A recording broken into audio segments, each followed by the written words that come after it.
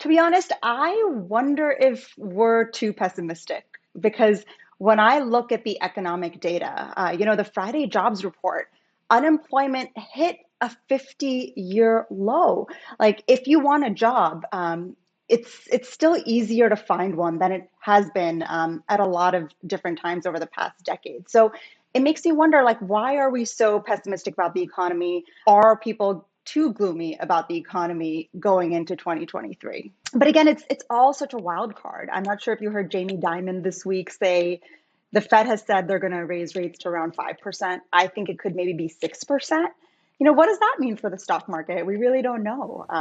Geez, if But I Jamie's right, I mean feel, that would be tectonic. So I've spent some time with Jamie Dimon, and a number of years ago he came out and said that the American economy is not working for the average American, and we should come up with like a Marshall Plan to rebuild the economy, which I appreciated from Jamie. He's been one of the more dour alarm ringers recently.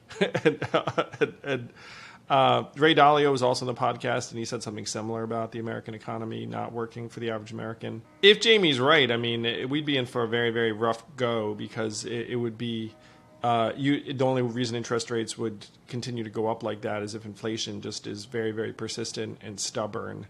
And you can plausibly say, hey, if you have a supply chain shock because of COVID in China, like that could happen.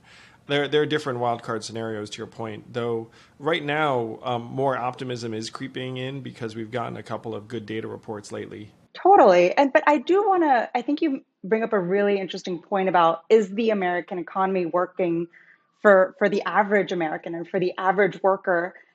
And I think one of the most fascinating dynamics playing out right now is during COVID, the inequality was just on full display, right? We saw the stock market soar to new heights. White collar workers were sitting at home on their laptops on Zoom, and you had blue collar workers out there braving COVID, right?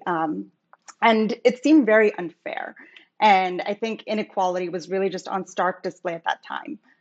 During the recovery after that brief recession that we saw in 2020, I do think what we've been seeing in the jobs figures and in some of the wages figures is just unbelievable demand for blue collar workers. And I think they have a lot more leverage than they did, even a few years back. And I think in the past downturns, they kind of faced the brunt of the layoffs. And we at the Journal recently reported, is that changing? Is that dynamic evolving? Because I think what we're seeing is that, these big tech companies are laying off workers where there's still so much demand for some of those blue collar jobs. So I think that's a really important thing to watch in the economy in 2023 is how does that evolve?